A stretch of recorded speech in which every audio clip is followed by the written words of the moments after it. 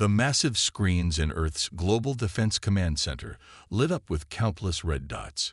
Captain James Walker stood frozen, his coffee cup halfway to his lips, as he stared at the display. What had started as a normal Tuesday morning had suddenly become the most important day in human history. "Sir, we're detecting over 3,000 objects entering the solar system," reported Officer Tom Davis, his fingers flying over the control panel. "They're coming in fast, but their movement, it's too organized to be natural." Walker placed his cup down slowly. After 15 years of commanding Earth's first line of defense, he had always known this day would come. "Show me the trajectory." The main screen changed to display a three-dimensional map of the solar system. The swarm of objects had already passed Pluto's orbit and was moving with impossible precision. Each dot maintained perfect formation despite traveling at speeds that made Earth's fastest ships look like snails. "Send the alert to all major capitals," Walker ordered, his voice steady despite the gravity of the situation. "But keep it quiet from the public for now. Last thing we need is panic." Within minutes, the command center filled with military leaders and government officials from around the world. The room buzzed with nervous energy as they watched the alien fleet approach. Years of movies and books had prepared humanity for this moment, but the reality was far more overwhelming. The aliens made their first move 3 hours later. A single ship, smaller than the others, broke formation and transmitted a message in perfect English. "People of Earth, we are representatives of the Galactic Empire. Prepare to receive our ambassador. Coordinates for the meeting will follow." President Helen Ross, who had arrived at the command center shortly after the alert, stepped forward. "Well, at least they're polite enough to knock first." The chosen meeting point was the new International Space Station, humanity's pride and joy. As Walker and his team prepared for the encounter, engineers rushed to pressurize an extra module for the alien visitors. Nobody knew if they even breathed oxygen, but humanity would be ready either way. The Imperial ship docked with surprising gentleness. Walker stood with President Ross and a small team of Earth's best diplomats, scientists, and military leaders. The airlock cycled, and through it stepped a figure that looked almost disappointingly humanoid, except for the subtle shimmer of scales under its formal-looking robes. "I am Lord Rex," the alien announced, its voice carrying an odd musical quality, "Chief Ambassador of the Galactic Empire. We have come to offer Earth a great opportunity." President Ross stepped forward, her diplomatic smile firmly in place. "Welcome to Earth, Lord Rex. We are honored by your visit." Lord Rex's expression might have been a smile, or possibly a grimace. "The honor, dear primitives, is all yours. The Empire has watched your species for some time. Your recent achievements have qualified you for consideration." Walker felt his jaw tighten at the word primitives, but kept his peace. The alien continued speaking, each word dripping with condescension. "The Empire spans over 10,000 worlds. We bring peace, order, and advancement to all species worthy of joining us. Your world has shown potential. We offer you the chance to join our magnificent empire." President Ross maintained her diplomatic smile, but Walker noticed her knuckles whitening as she gripped her hands behind her back. "And if we prefer to remain independent?" Lord Rex's scaled face showed genuine surprise. "Independent?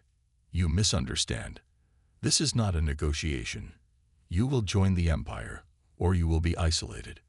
No trade, no cultural exchange, no access to Imperial technology or knowledge.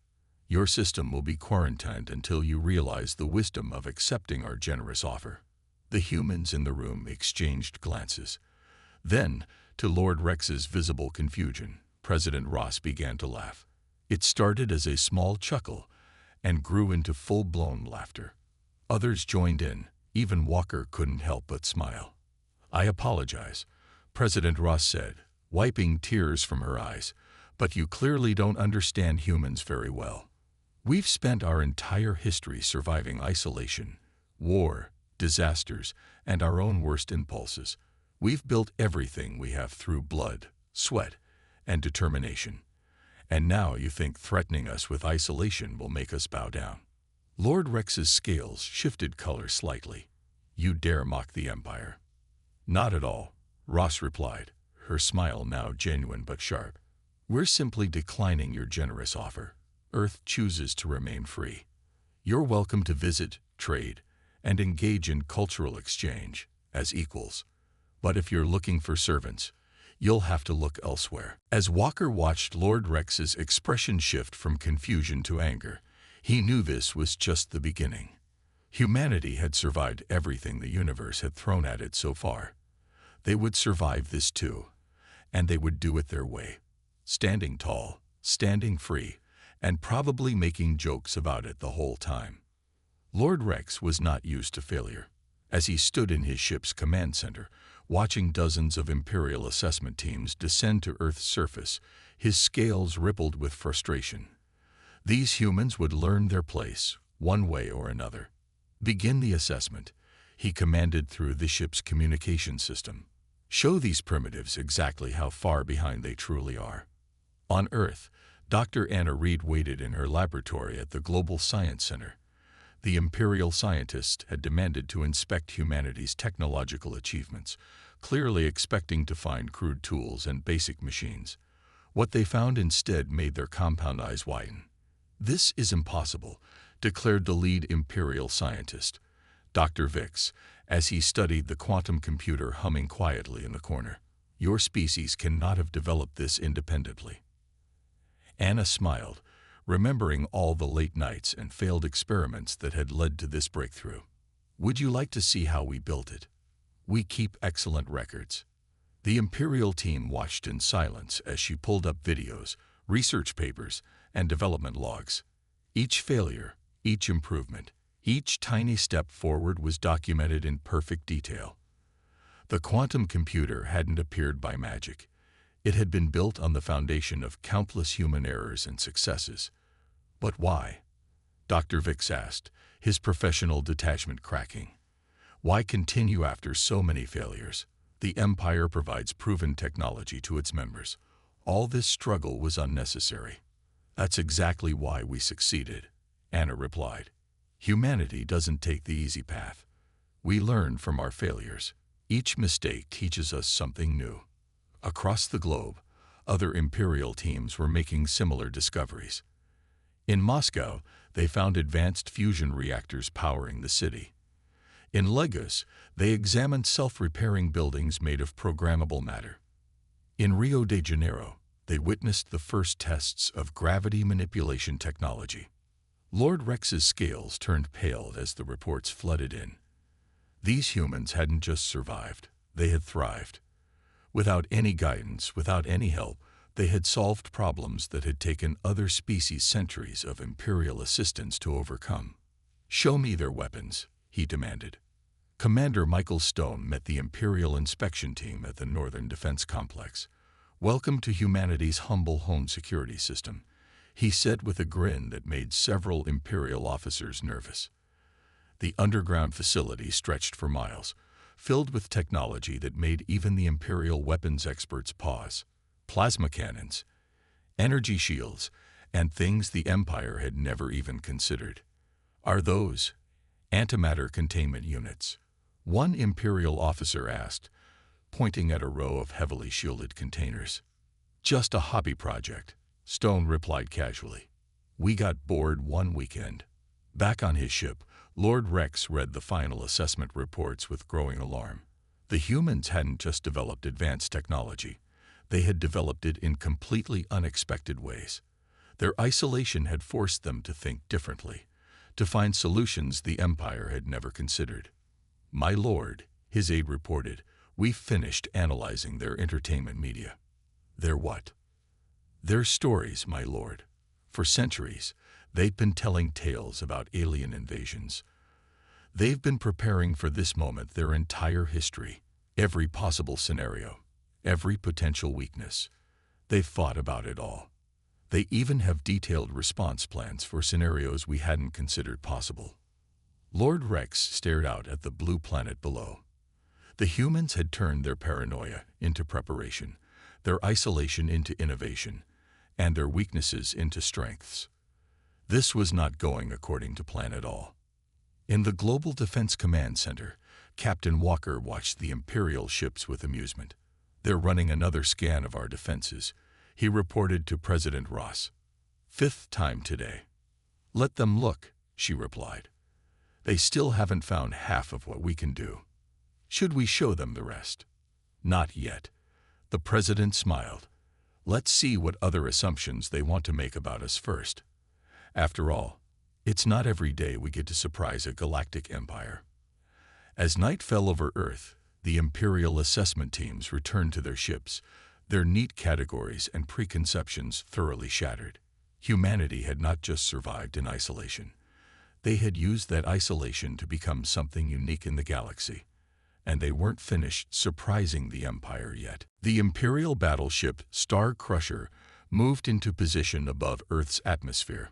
Its massive weapons array powered up, creating ripples of energy that lit up the space around it like silent lightning. Lord Rex stood on the command bridge, his scales now a deep red with anger. "Let them see true Imperial might," he commanded. "Fire the planet cracker." A beam of pure energy, powerful enough to split a small moon in half, shot toward Earth. For a moment, the sky turned purple as the beam descended. Then something unexpected happened. Commander Michael Stone sat in his control chair at the Global Defense Center, calmly sipping coffee as he watched the incoming attack on his monitors. "Shield status?" he asked. "Operating at 15% capacity, sir," Officer Davis reported with a grin. "Should I turn it up?" "Nah." Stone took another sip. "Let's not embarrass them too much." The Imperial beam hit Earth's invisible shield and scattered into thousands of harmless light fragments. It looked like the planet had suddenly gained colorful auroras around its entire surface. In orbit, Lord Rex's jaw dropped. "Impossible," he shouted. "No primitive shield technology could withstand that." "My lord," his weapons officer called out, voice shaking. "The humans are sending us a message." Stone's face appeared on the Imperial ship's main screen. "Interesting light show," he said. "Would you like to see one of ours?" Before Lord Rex could respond, thousands of small objects emerged from hidden positions around Earth. They looked like satellites at first, but quickly transformed, unfolding into a network of defensive platforms that the Empire's scanners hadn't detected. "You see," Stone explained, "we've had a lot of time to think about space defense. All those movies about alien invasions weren't just entertainment. They were inspiration. Every time someone came up with a new way that aliens might attack Earth in a story, our scientists thought about how to counter it." President Ross joined the transmission. "We call this the Guardian Network. Those science fiction writers really earned their pay. They helped us think of everything. You might want to scan it properly this time." The Imperial sensors revealed the truth. Earth was surrounded by layers of defenses. Some were visible, some weren't. Some used technology the Empire recognized. Others used principles they'd never seen before. But how? Lord Rex demanded. "Your species only achieved spaceflight a few centuries ago. Amazing what you can do with a healthy dose of paranoia and determination." Stone replied. "Those independence wars you thought made us primitive. They drove us to innovate. Every country wanted better defenses than their neighbors. When we finally united, we had centuries of military research to combine." As if to demonstrate, one of the defense platforms transformed again, revealing what looked like a massive mirror. It caught the sunlight and focused it, creating a beam that sliced through an asteroid 100,000 miles away.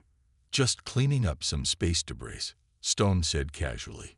"We like to keep Earth's orbit tidy." Lord Rex watched as his own sensor officers frantically reported more discoveries. The humans had built defense systems inside their moon. They had transformed their asteroid belt into a network of early warning stations. They had even found a way to use their sun's radiation as a power source for their shields. "Your primitive weapons," he started, "were just what we wanted you to see," President Ross finished. "We learned that lesson from our own history. Always keep something in reserve. The Imperial battleship's crew watched in stunned silence as Earth's true defensive capabilities revealed themselves. Layer after layer of protection, each designed to counter a different type of attack. The humans hadn't just prepared for invasion. They had turned their entire solar system into an impregnable fortress. "Still want to try that planet cracker again?" Stone asked. "We've got 15 different ways to send it back to you. And those are just the ones we've tested this week." Lord Rex's scales had turned a pale white.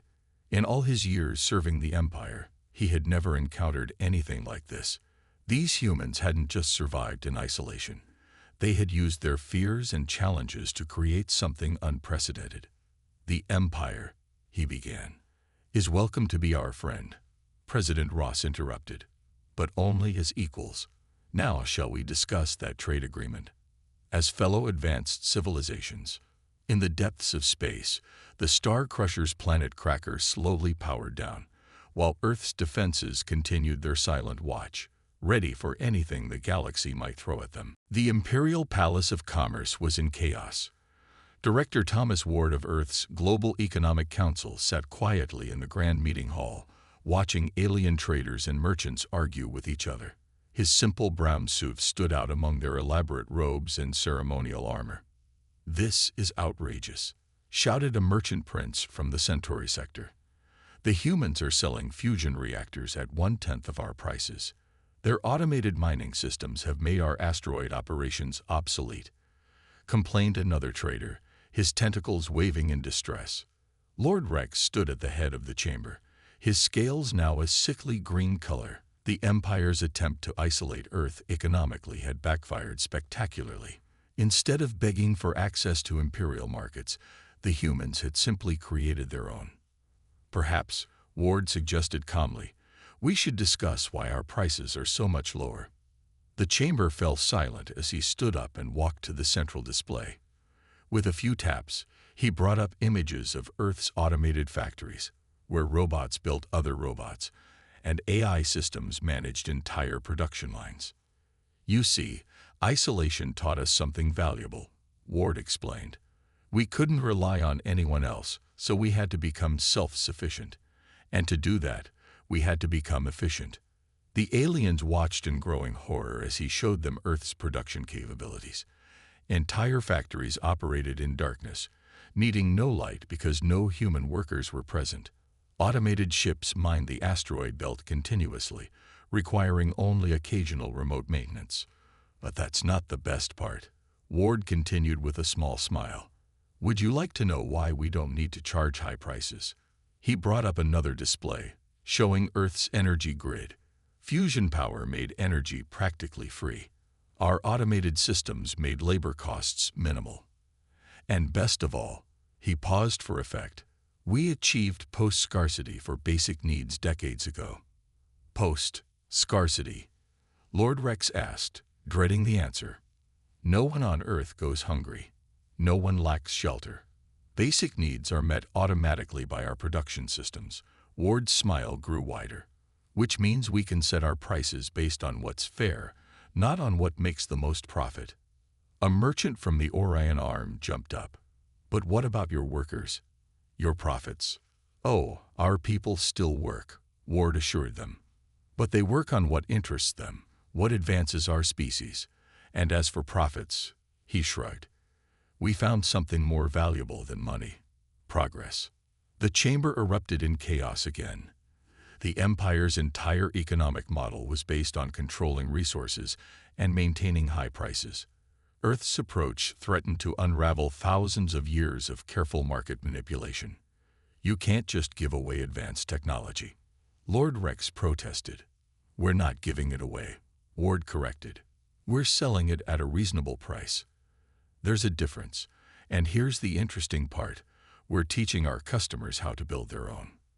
That caused even more uproar. The Empire had always kept its subject worlds dependent by controlling access to advanced technology. Earth was offering independence. "Your markets will collapse," warned the Centauri merchant prince. "No," Ward replied. "They'll adapt, just like we did." Change is the only constant in the universe. We learned that long ago. He brought up one final display, showing trade routes spreading from Earth to various worlds. We've already signed agreements with 30 Imperial worlds. They're quite excited about building their own fusion plants and automated factories. Lord Rex slumped in his chair. The Empire had tried to isolate Earth, but Earth had turned isolation into an advantage. Again. We're still happy to trade with the Empire, Ward offered. As equals, of course. We have some fascinating new technologies we're developing. Interested in gravity manipulation, clean energy, advanced AI. The chamber had grown very quiet. The merchants were already calculating the possibilities, while the Imperial officials saw their control slipping away. Oh, and one more thing, Ward added casually. We're teaching our trading partners how to build planetary shields too, just in case anyone gets any ideas about stopping them from trading with us. As the implications sank in, Lord Rex realized that the Empire had lost this battle before it even began. Earth hadn't just survived isolation. They had mastered it, and now they were teaching others to do the same. The economic war was over, and humanity hadn't just won.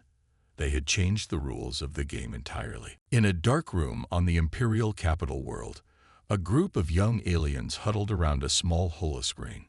They weren't supposed to have it. Earth entertainment was banned throughout the Empire. But that only made it more exciting. "Play it again," whispered a young Imperial named Rix, his scales shimmering with excitement. On the screen, a human action movie showed people fighting against an oppressive government, standing up for their rights, and winning their freedom. Across the Empire, similar scenes were playing out. Despite the ban, human movies, music, books, and games had spread like wildfire through the galaxy. The Empire couldn't stop them. They had never dealt with anything like Earth's internet. Lord Rex stood before the Imperial Council, his scales now a mix of worried gray and frustrated red. "We must stop this cultural contamination," he declared. "The humans are spreading dangerous ideas." "What ideas?" asked one of the council members. "Freedom, democracy, the right to choose their own path." "Exactly." Lord Rex brought up a series of reports on the main display. "Look at these numbers. Protests on 50 worlds. Underground democracy movements in the Orient sector. Young Imperials questioning our traditions." The reports told a clear story. Earth hadn't just rejected Imperial control. They had shown others that rejection was possible. Their stories of independence and resistance had found eager audiences throughout the Empire. Meanwhile, on Earth, the Global Entertainment Council was having a very different kind of meeting. Lissa Parker, head of worldwide content distribution, smiled as she looked at her own numbers. "They try to block our signals, so we taught people how to build their own receivers," she explained to President Ross. "They ban our content, so we give it away free. The more they try to stop it, the more people want to see it." The president nodded. "And what are they watching?" "Everything." Lisa brought up a list. "Our old movies about aliens and independence are huge hits, obviously. But they also love our comedies, our music, our games. We're getting fan art from species we didn't even know existed." Across the galaxy, the impact was undeniable. Imperial children were playing human games, learning about concepts like voting and personal choice. Teenagers were forming bands, copying Earth music styles, and adding their own alien twists.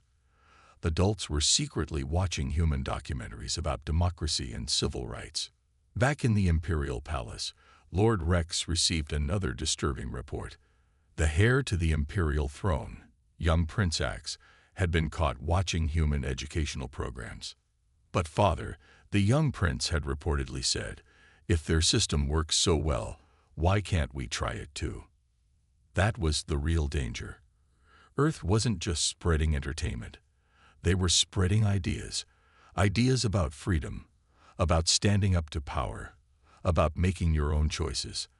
Ideas that were fundamentally incompatible with Imperial rule. "We could try blocking their transmissions more effectively," suggested an Imperial technician. How? Lord Rex demanded. They've taught half the galaxy how to build communication systems we can't control. Their open-source philosophy has spread faster than any virus. In the streets of Imperial worlds, the change was visible. Alien youth wore clothes inspired by human fashion. Secret clubs met to discuss Earth philosophy and politics. Underground networks shared human books about revolution and democracy. President Ross watched it all from Earth in a meeting with her advisors. They thought isolation would weaken us, she mused. Instead, it made our voice stronger. When you ban something, you only make people want it more. Captain Walker, who was present for the meeting, laughed. Who would have thought our greatest weapon would be rock music and action movies? Don't forget the cat videos, Lisa added. Apparently, they're a universal language. The Empire had tried to silence Earth's influence, but they had failed to understand a basic truth about human culture. It thrived on resistance. The more they tried to suppress it, the stronger it grew. And now, that culture was changing the galaxy, one forbidden movie, one underground song, one dangerous idea at a time. The revolution wouldn't be fought with weapons or economics.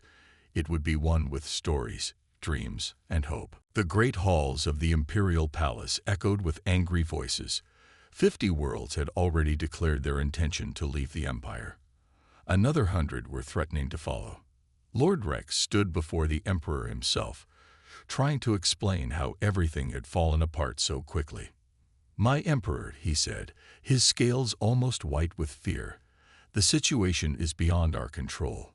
These worlds, they're calling it the Earth model. They want independence, democracy, free trade." The Emperor, a massive figure whose scales shimmered with all the colors of a dying star, raised a hand for silence. "Then we shall make an example of Earth. Show the galaxy what happens to those who defy us." In response to this command, the Empire's greatest war fleet assembled. 1,000 capital ships, 5,000 destroyers, and countless smaller vessels gathered under the command of Admiral Grace, the Empire's most ruthless military leader. "Earth has been a thorn in our side for too long," Admiral Grace announced to her fleet. "We will crush them, and with them, this foolish dream of independence." But when the fleet arrived in Earth's solar system, they found something unexpected. Ships from 30 different worlds were already there, including vessels from Imperial worlds. Captain Walker stood on the bridge of Earth's new flagship, the Freedom, watching the Imperial fleet arrive. Beside him, representatives from various worlds sat at control stations, working together as if they'd done it all their lives. "They're charging weapons," reported Tom Davis, now a full commander. "Of course they are," Walker replied calmly. "Admiral Grace, I presume you're receiving our transmission." On the Imperial flagship, Admiral Grace watched in fury as her display screen filled with images from across the galaxy. On 50 different worlds, people were in the streets, not rioting, but celebrating, dancing, singing Earth songs about freedom. "You don't understand what you've started," she snarled at Walker's image. "No," he corrected her. "You don't understand what you started when you threatened to isolate us. You gave us no choice but to become stronger. And now you've given others no choice but to stand with us." The Imperial fleet's sensors registered new contacts arriving. Ships from more Imperial worlds, joining the defensive line around Earth. Not running away from the Empire, but standing up to it. "This is your final warning," Admiral Grace declared. "Return to Imperial control or face destruction." "That's not how freedom works," Walker replied. "These worlds aren't here because we control them. They're here because they choose to be. That's what you never understood about humanity. We don't want to rule anyone. We just want everyone to have the right to rule themselves." In the Imperial Palace, the Emperor watched the situation unfold through real-time updates. His advisors had warned him this might happen. Humans had a strange power, the ability to inspire others to stand up for themselves. "My lord," one advisor said quietly, "if we fire on Earth now, we'll lose everything. Not just these worlds, but the very foundation of the Empire. No one will fear us anymore. They'll know resistance is possible. Admiral Grace received the Emperor's message with disbelief. "Stand down," she demanded. "We're just going to let them win." "We already have," came the calm voice of an Imperial captain who had joined Earth's defense line. "But it's not about winning or losing anymore. It's about choosing a better way." The Imperial fleet hung in space, weapons still charged, as their commanders faced a choice. The old way of control and fear, or something new. Something Earth had shown was possible. One by one, Imperial ships began powering down their weapons. Some joined the defensive line. Others simply watched. In the end, even Admiral Grace had to admit defeat, not to Earth's weapons, but to the power of its ideas. As the crisis passed, Captain Walker sent a message to every ship in the system. "Welcome to the first day of a new galaxy. One where every world has the right to choose its own path, and Earth will stand with anyone who fights for that right." The Imperial crisis had come to an end, not with a battle, but with a choice.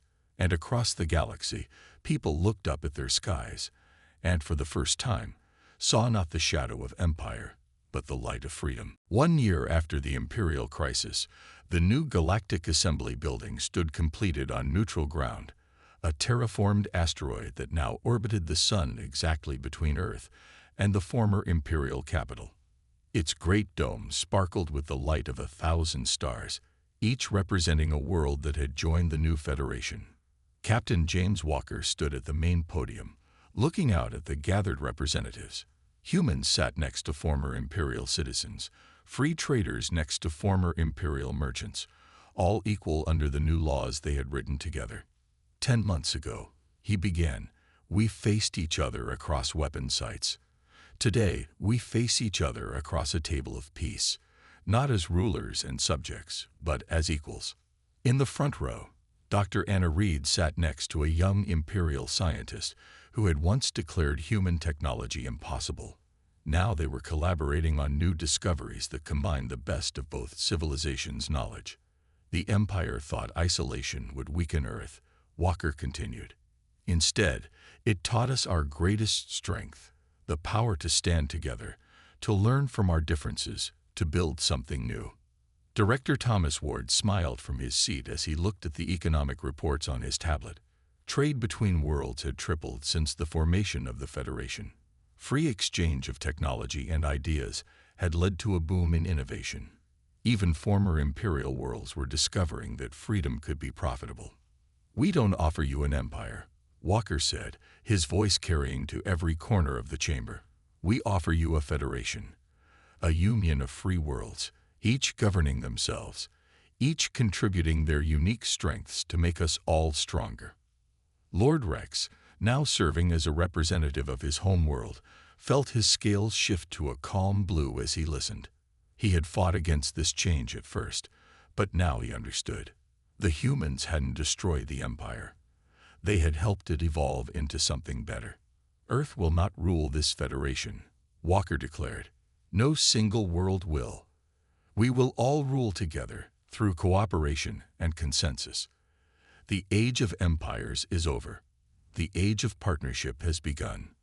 President Ross stood up to join him at the podium. "Let this assembly be our answer to those who say different peoples cannot work together. Let our federation be proof that freedom and unity are not opposites, but partners." In orbit above, the Freedom floated alongside ships from 100 worlds. Its crew now included beings from across the galaxy, all working together, all learning from each other. Commander Davis had trained pilots from former Imperial worlds, while Earth's engineers learned new technologies from their alien counterparts. "The final Articles of Federation are before you," Walker announced. "Not imposed by force, but created together. Each world has contributed, each voice has been heard. Now we ask, will you join us in this new journey?" The chamber erupted in applause. Representatives stood, one by one, then in groups until the entire assembly was on its feet. The vote that followed was unanimous. the first and only unanimous vote in the new Federation's history. As the celebration began, Walker found himself standing next to Lisa Parker from the Entertainment Council. "You know," she said with a smile, "they're already making movies about this. Humans and aliens working together to build something new. It's a hit across the galaxy." "Truth is better than fiction," Walker replied, watching species from across the cosmos mingling, sharing stories, building friendships. In the great dome above, a new star lit up. The Empire itself had voted to join the Federation, not as rulers, but as equals. The Emperor's own son, Prince Axe, would serve as their first representative. Captain Walker, call a voice. It was Admiral Grace, who had once sworn to destroy Earth. Now she served as head of the Federation's peacekeeping fleet. "They're ready for the ceremony." Together, they walked to the center of the chamber where a simple document waited. The Federation Charter, written in every language of every member world, laid out the principles that would guide their new civilization. Freedom, equality, cooperation, unity and diversity. As Walker signed Earth's name to the Charter, he thought about how far they had come. From a single world facing isolation to the heart of a new galactic community. They had turned their greatest challenge into their greatest triumph. The age of empires was over. The age of humanity's dream, a galaxy of free peoples working together, had begun.